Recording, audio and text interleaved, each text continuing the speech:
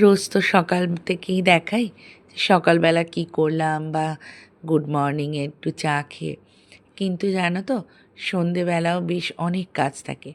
তারই একটু ছোট ছোট অংশ তুলে ধরলাম।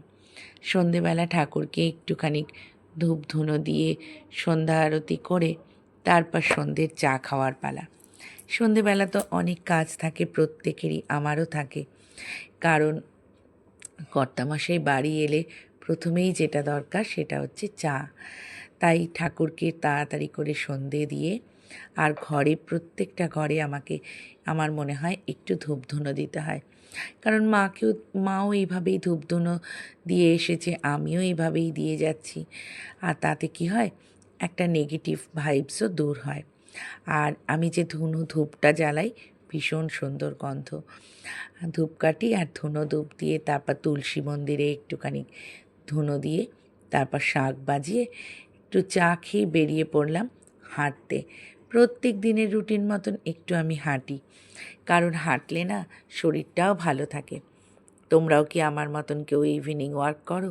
আসলে সকালে তো আমার সময় হয় না, নানা রকম কাজের মাঝে। তাই ভাবলাম কি ভিডিও করব। আমি যখন হাঁটছি হাঁটারই একটু ভিডিও করি।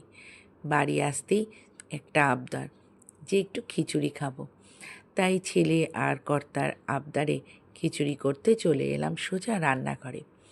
চাল ডাল মেপে নিয়ে, আর যেটা আমি করি এটা কিন্তু সম্পূর্ণ মায়ের থেকে শেখা। আমার মা বলে যে কোনো জিনিস তাড়াতাড়িও করতে হবে, আবার সেটা সুস্বাদুও বানাতে হবে। তাই ওইভাবেই আমিও করি। চাল ডাল ধুয়ে নিই, প্রথমে খালি কড়াইয়ের মধ্যে একটু ভেজে নিই, তারপর ভাজা চাল ডালটাকে ধুয়ে সোজা ফোড়ন দিয়ে বসিয়ে দিই কোনো সসপ্যান বা ননস্টিকের কড়াইতে। কিন্তু সেদিন আমি একটা স্টিলের সসপ্যানেই কিন্তু করে ফেলেছিলাম। আর খিচুড়ির সাথে কি খাবো?